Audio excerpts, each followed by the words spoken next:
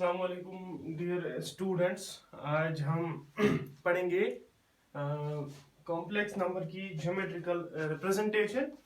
और इसमें हम क्या क्या पढ़ेंगे? इसमें हम पढ़ेंगे एम्पलीट्यूड, वेरी इंपॉर्टेंट।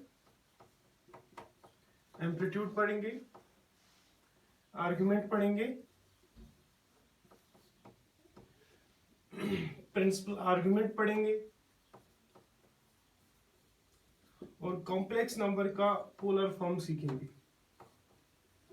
ये सब हम सीखेंगे, तो ये भी बड़ा इंपॉर्टेंट है।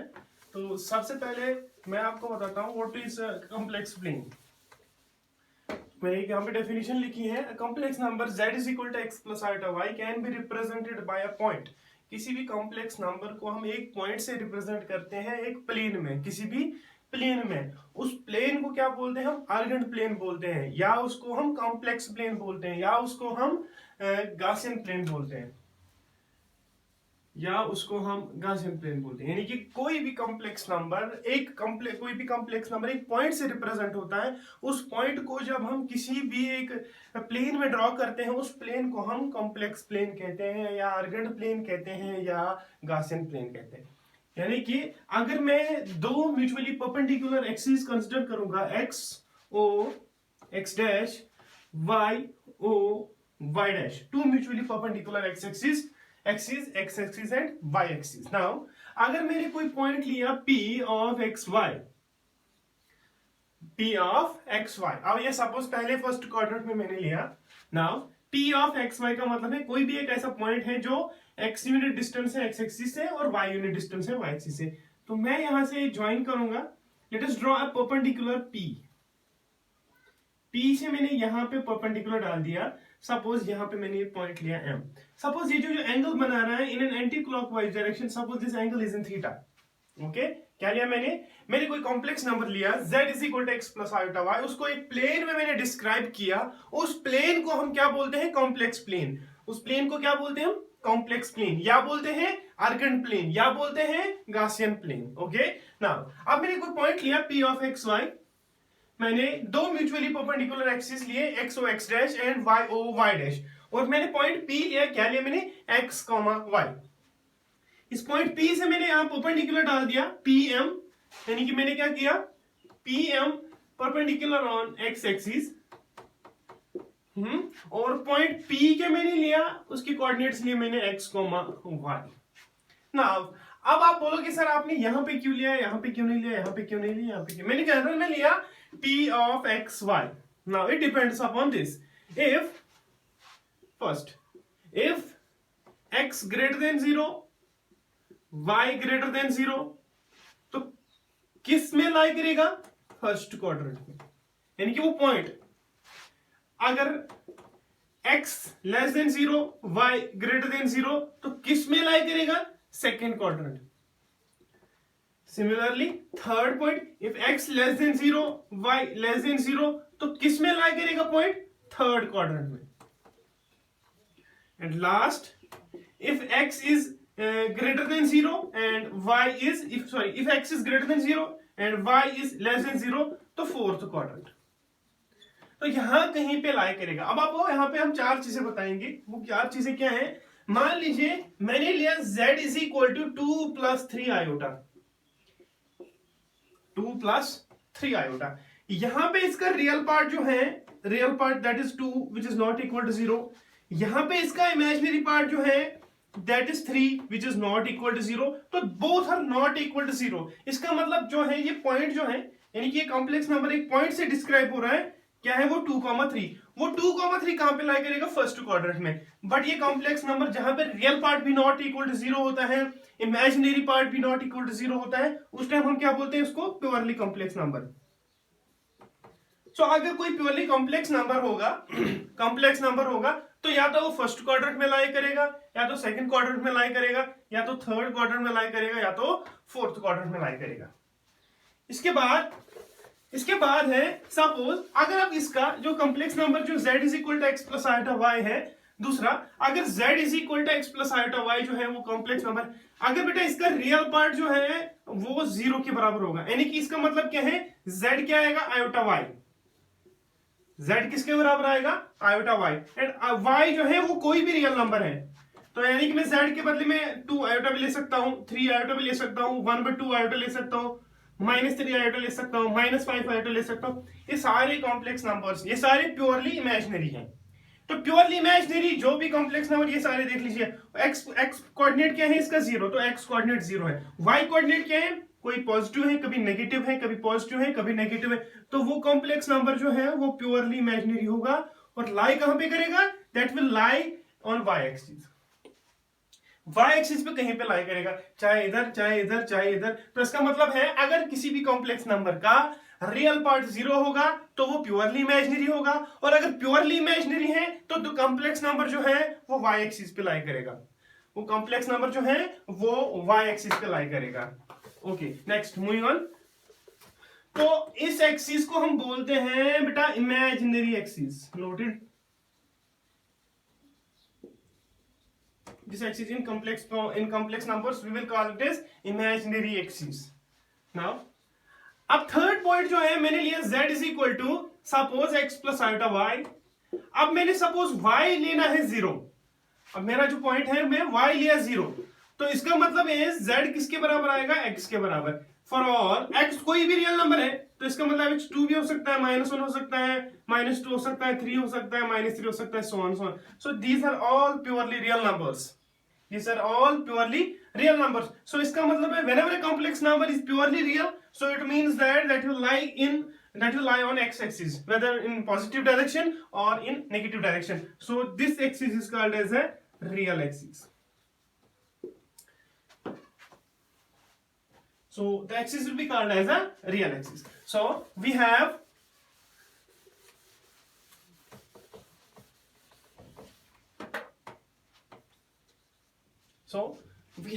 now, अब इसका मतलब है मैंने क्या लिया, मैंने लिया पहला पॉइंट, मैंने लिया z is equal to x plus iota y, z is equal to x plus iota y। First point, if x 0 के बराबर होगा तो कॉम्प्लेक्स नंबर जो आएगा वो z is equal to iota y के बराबर आएगा। इसका मतलब है वो किस पे लाई करेगा, that will lie on imaginary axis,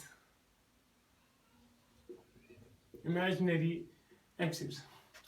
और दूसरा पॉइंट, अगर z is equal to x plus iota y के लिए y 0 होगा, यानी कि z किसके बराबर आएगा, x के बराबर। इसका मतलब कॉम्प्लेक्स नंबर जो है वो रियल एक्सिस पे लाई करेगा। और एग्जाम्पल अगर मैं ले लूं यहाँ पे z is equal to 2 iota, 3 iota, -5 iota, ऐसे करके so on so on. These all complex numbers are purely imaginary and lying on imaginary axis. What is that imaginary axis? That imaginary axis is y axis. Okay. Now z मैंने लिया 2, -2, -3, इस पे कोई example लिया मैंने। So these are all numbers are purely real numbers and purely real numbers will lie on x axis. And what is that x axis called as? Real axis. और अगर z is equal to x plus iota y, x भी not equal to 0 होगा, y भी not equal to 0 होगा, तो in that case क्या होगा, in that case हमें जो होगा, इन दैट केस हमें जो कोई भी कॉम्प्लेक्स नंबर होगा या तो यहां पे लाई करेगा, यहां लाई करेगा, यहां लाई करेगा, यहां लाई करेगा, depending upon the nature of x and y, depending upon the nature of x and y। Okay, now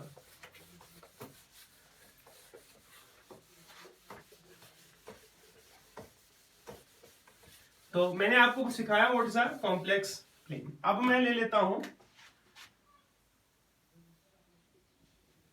मैंने लिया x o x डैश, फिर मैंने लिया y o y dash. Okay, now मैंने कोई पॉइंट लिया p ऑफ x y, कोई point लिया मैंने जो मैंने x फर्स्ट क्वाड्रेंट में लिया, तो यहां से मैंने इसको ज्वाइन किया, this is O and it is coordinates are 0, 0 and I am drawing a perpendicular PM on x-axis. Now say this angle is theta. Okay. Now इस एंगल थीटा को क्या बोलते हैं हम बोलेंगे amplitude. Amplitude, what is an amplitude? Amplitude का मतलब होता है कोई भी कॉम्प्लेक्स नंबर, कोई भी कॉम्प्लेक्स नंबर कौन सा एंगल बनाता है? Complex number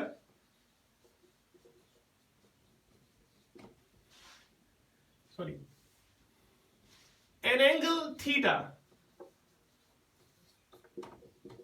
which it makes with the positive direction of x-axis is called as amplitude. So meaning is that कोई भी कॉम्प्लेक्स नंबर कौन सा एंगल बनाता है एक्स एक्सिस के साथ इन एन एंटी क्लॉकवाइज डायरेक्शन, उस एंगल को हम क्या बोलते हैं? उस एंगल को हम एम्पलीट्यूड बोलते हैं। और उसका दूसरा नाम भी है, आई थिंक आर्ग्यूमेंट बोलते हैं उसको हम बोलते हैं argument. So what is an argument? Argument it is an angle which it makes with the positive direction of x-axis, तो यही हम सीखेंगे, ये थीटा कैसे निकालेंगे हम। देख लीजिए आप, सबसे पहले तो आप एक बार देख लीजिए आप, in this triangle OMP, what is sin theta? It is ratio of PM and OP divided by OP. What is this OP? It is x distance. And what is this PM? It is y distance. Say this is R. 4. So here लिखते हैं हम OM it is x, PM it is y, and OP it is R. Now sin theta किसके बराबर है? PM upon OP. So PM upon OP, so it is y by R. PM upon OP. Now what is cos theta? Cos theta, ratio of base and hypotenuse, it is OM upon OP, it is x upon R. So treat this as first, treat this as second. Squaring and adding, first second और first को square करके adding कर लीजिए आप, you will get sine square theta plus cos square theta which is equal to Y by R whole square plus X by R whole square. Sine square theta plus cos square theta it is 1, it is Y by R का whole square, it is Y square divided by are square plus X square divided by are square, taking base as equal to यहां पे ले लीजिए आप, sorry x r square will be x square plus y square. तो आपके पास एक equation आ गई, x square plus y square it is equal to r square. अब आप देख लीजिए आप, मैंने आपको बताया था what is modulus. So here r square किसके बराबर आया? X square plus y square. नजर रख लीजिएगा, आर स्क्वायर किसके बराबर आ गया? X square plus y square. Now what is modulus of a complex number? Modulus of complex number it is nothing but the square root of a square of real part of z का whole square plus imaginary part of z का whole square. Okay, now what is this real part? This real part is x, and what is this imaginary part? This imaginary part is y. Taking positive square root अगर मैंने लिया, r किसके बराबर आएगा? Under the root x square plus y square, under the root x square plus, but what is this expression? This is under root of x square plus y square, under root of x square plus y square. What is this? This is modulus. This is modulus of a complex number. So what is this R?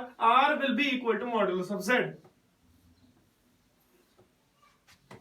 So R will be equal to modulus of, R किसके बराबर आ गया? Modulus of Z. Okay? Now.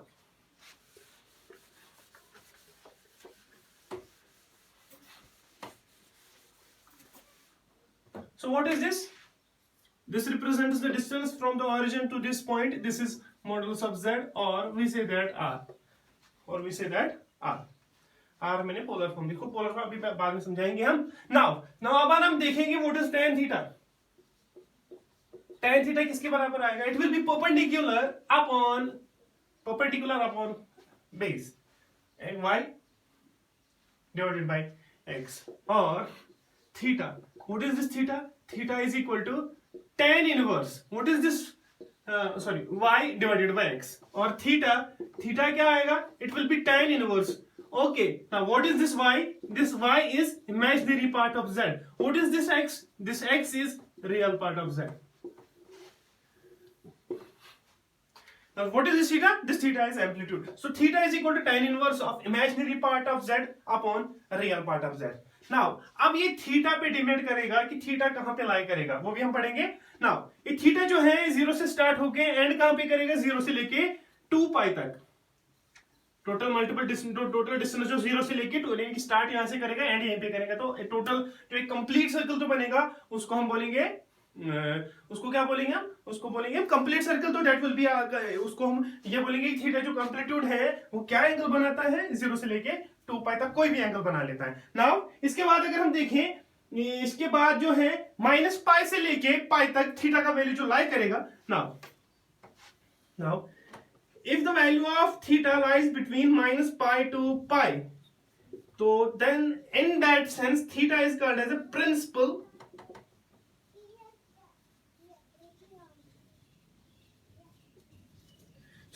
argument of z lies between minus pi and pi. Okay, now let us move further.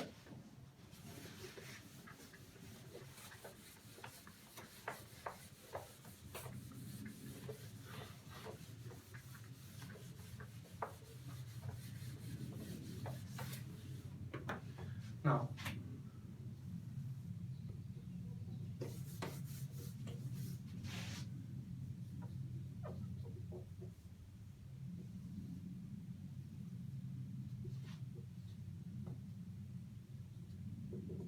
देख लीजिए आप, मैंने कोई point लिया x, y, p of x, y. If case first में अगर मैंने लिया, if x is greater than 0, y is greater than 0, implies that in this case z is equal to x plus iota y lies in first quadrant.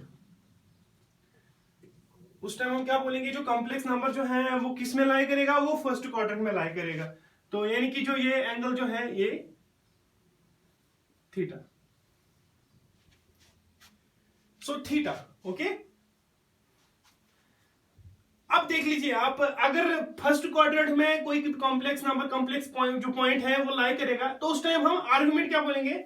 उस time हम argument जो बोलेंगे उस time वो थीटा, और थीटा जो मैंने लिया सपोज वो अल्फा के बराबर है. तो पहले क्वाड्रेंट में आर्गुमेंट किसके बराबर होता है? Theta. That theta is called as an, say for example मैंने लिया किसके बराबर? अल्फा के बराबर. अब अगर केस सेकंड में मैंने कोई z is equal to x plus iota y लिया, कॉम्प्लेक्स नंबर, उस टाइम मैंने लिया, उस टाइम हम यहां पे क्या आएगा? x लेस देन 0 होगा, y ग्रेटर देन 0 होगा केस सेकंड में. तो उस टाइम हम z is equal to x plus iota y complex number जो बोलेंगे वो बेटा किस में लाई करेगा? वो बेटा लाई करेगा सेकंड क्वाड्रेंट में. वो लाई करेगा सेकंड क्वाड्रेंट में. तो हम उस टाइम क्या करेंगे? मैंने लिया point p of x y, यहां पे आएगा ना कि पॉइंट मैंने यहां पे लिया. अब देख लीजिए आप, सपोज यहां पे जो है यहां से लेके यहां तक कितना एंगल बनेगा? यहां से लेके बेटा एंगल जो बनेगा that will be pi, total angle.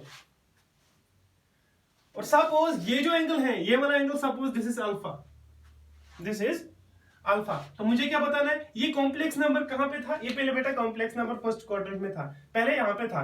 अगर ऐसे होगा तो इसका मतलब कॉम्प्लेक्स नंबर जो है वो रियल एक्सिस पे लाई करेगा, यानी कि प्योरली रियल. अब इसको घुमा रहा हूं मैं, कॉम्प्लेक्स नंबर को घुमा रहा हूं. पहले क्वाड्रेंट में पहला क्वाड्रेंट कंप्लीट किया, अब ये यहां पे आ गया. तो मुझे तो ये एंगल बताना है ना, मुझे बताना है ये यहां से लेके. क्यों? क्योंकि मैंने आपको बताया कि एम्पलीट्यूड का मतलब क्या होता है. एम्पलीट्यूड मतलब होता है कोई भी कॉम्प्लेक्स नंबर कौन सा एंगल बनाता है एक्स एक्सिस के साथ. तो x axis in an anti clockwise direction. तो यहां से स्टार्ट होगा, तो यहां से लेके यहां तक जो एंगल बनेगा, ये जो एंगल बनेगा that will be called as ये. मैं थोड़ा इसको ब्लैक मार्कर से,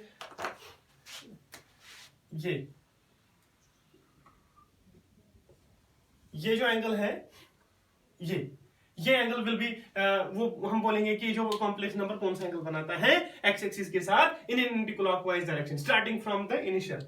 नाउ अब आप देख लीजिए, आप मैंने जो ये बताया, ये जो एंगल है यहां से लेके यहां तक तो मुझे पता है इट इज पाई। देख लीजिए आप आर्ग्यूमेंट, तो ये बनेगा ये सारा angle this is pi, minus करूंगा मैं इतना सा एंगल, ये क्या मैंने लिया था पाई माइनस अल्फा। अल्फा तो हम ढूंढ लेंगे फिर बाद में। तो मैंने क्या बताया, इस टाइम हम आर्ग्यूमेंट ऑफ z कितना लेंगे, argument of z will be pi minus alpha. Hope you understand. यानी पाई माइनस अल्फा क्यों लिया, क्योंकि यहां से लेके यहां तक जो एंगल है वो पाई है, यहां से ये एंगल मैंने लिया है अल्फा, मुझे तो बताना है ये वाला एंगल, ये वाला एंगल क्या है, ये वाला एंगल आएगा, पूरे एंगल को मैं इतना सा माइनस करूंगा, you will get this angle. So I will write this arrow वाला, so this is pi minus alpha. So if a complex number z is equal to x plus iota y lies in the first quadrant, then the argument of a complex number is theta is equal to alpha. If a complex number z is equal to x plus iota y lies in second quadrant, then then the argument of a complex number is pi minus alpha. Then the argument of a complex number is pi minus alpha. Now case third,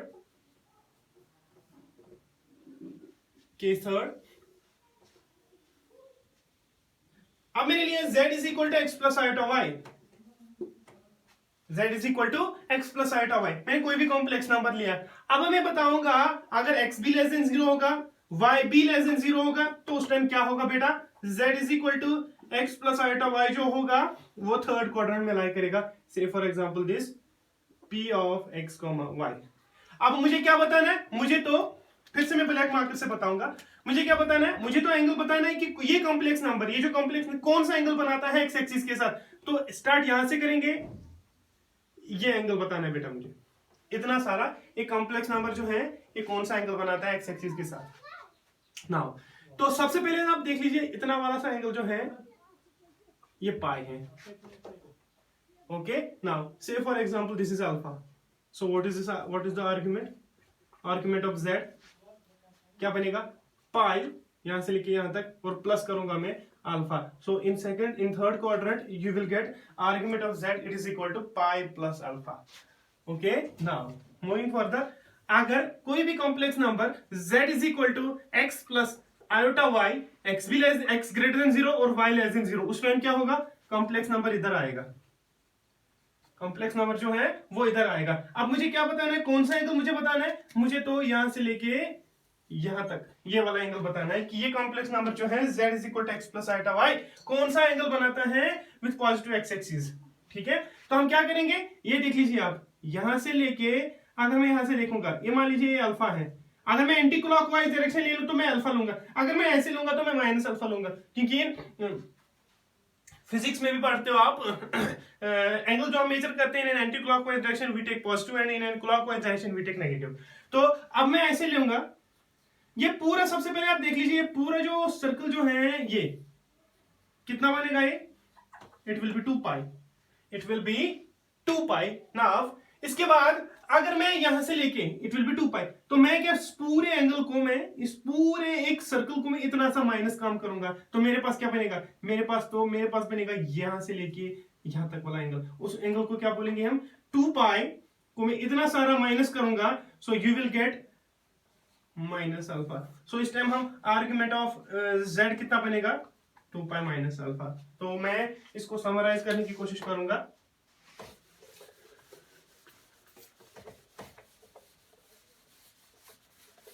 मैं फिर से इसको repeat करूंगा ताकि आपको अच्छे से समझ आ जाए। तो अब मैं लूंगा जल्दी में z is equal to x plus iota y, x भी ग्रेटर देन 0, y भी ग्रेटर देन 0, तब उस टाइम हमारा जो एम्पलीट्यूड बनेगा वो बनेगा theta, that is alpha. Okay, so इस टाइम जो हमारा argument of a complex number जो बनेगा theta is equal to alpha. So this is first point. So whenever a complex number lies in first quadrant, we will say that argument of a complex number, यानी वो complex number वो जो point है वो क्या angle बनाता है, alpha बनाता है, किसके साथ, within in an anti-clockwise direction with positive x axis. Now second point हम जाएंगे, सेकेंड पॉइंट पे जाएंगे हम, व्हेन x भी ग्रेटर देन 0 होगा, सॉरी x लेस देन 0 होगा, y ग्रेटर देन 0 होगा, then the complex number z is equal to x plus iota y lies in second quadrant. तो मैंने p ऑफ x y लिया, तो ये मैंने अल्फा लिया, मुझे तो पता नहीं ये वाला एंगल क्या बनेगा, इस पूरे एक 180 डिग्री को मैं इतना सा माइनस कम करूंगा, सो this will be pi minus alpha. तो इस टाइम हमारा जो argument of a complex number जो बनेगा, it will be pi minus alpha. So in second quadrant if a complex number z is equal to x plus iota y lies in second quadrant, then your argument is pi minus alpha.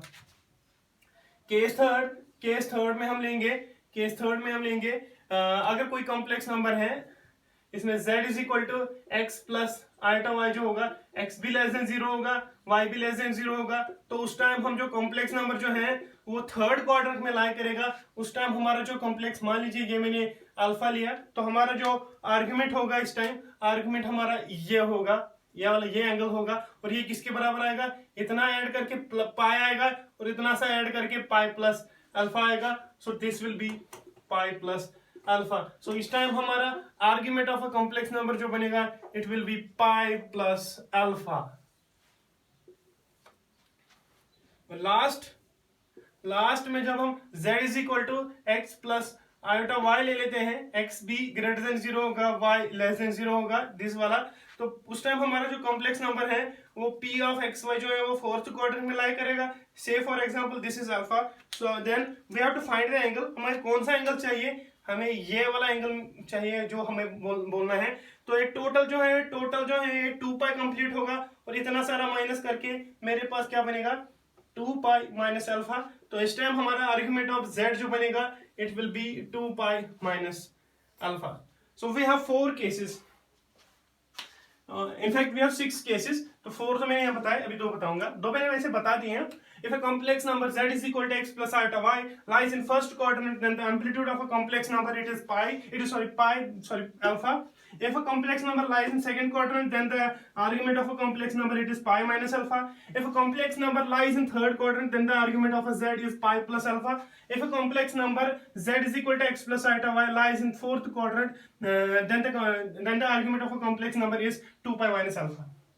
2 pi minus alpha. Now अब इसके बाद है, हम पे ले लेते हैं, अगर कोई कॉम्प्लेक्स नंबर, ये केस फोर्थ केस, अगर कोई कॉम्प्लेक्स नंबर जो है z is equal to x plus iota y, उसमें रियल पार्ट अगर 0 होगा तो इमेजिनरी पार्ट होगा। तो इसका मतलब क्या है, कॉम्प्लेक्स नंबर क्या है, वो y एक्सिस पे लाई करेगा, चाहे वो पॉजिटिव y एक्सिस पे लाई करे, चाहे वो नेगेटिव y एक्सिस पे। अगर वो पॉजिटिव y एक्सिस पे लाई करेगा तो उस टाइम हमारा एम्पलीट्यूड जो बनेगा वो ये बनेगा। अगर वो नेगेटिव y एक्सिस पे लाई करेगा तो उस टाइम हमारा जो एम्पलीट्यूड बनेगा वो तो ये बनेगा, इतना सारा एंगल, समझ रहे हो आप। तो उसके बाद है, अगर हमारा कोई कॉम्प्लेक्स नंबर जो होगा, कोई कॉम्प्लेक्स नंबर जो प्योरली रियल होगा, z is equal to x plus iota y, तो इसका मतलब या तो वो यहाँ पे लाई करेगा या तो वो यहाँ पे लाई करेगा। अगर यहाँ पे लाई करेगा तो इसका मतलब है स्टार्ट भी वहीं पे एंड भी वहीं पे, तो 0। अगर यहाँ पे लाई करेगा तो ये। तो ये मैंने बताया कि एम्पलीट्यूड का मतलब क्या होता है। एम्पलीट्यूड का मतलब होता है कोई भी कॉम्प्लेक्स नंबर कौन सा एंगल बनाता है एक्स एक्सिस के साथ इन an anti clockwise direction, and so we have following cases. First case was if a complex number lies in first quadrant, if a complex number lies in second quadrant, third quadrant, and then fourth quadrant. Next, I have said that if a complex number is purely real and purely imaginary, then what happens? If a purely imaginary, then it lies either in a positive y-axis or in negative y-axis. And if a complex number is purely real, then it lies in positive x-axis or negative x-axis. And if a complex number is 0, that is z is equal to 0, then its real part is 0, imaginary part is 0, then it will lie at the where the two axes will intersect. Okay, this was the topic related to amplitude of a complex number. Hope you have understood it. Khuda Hafiz.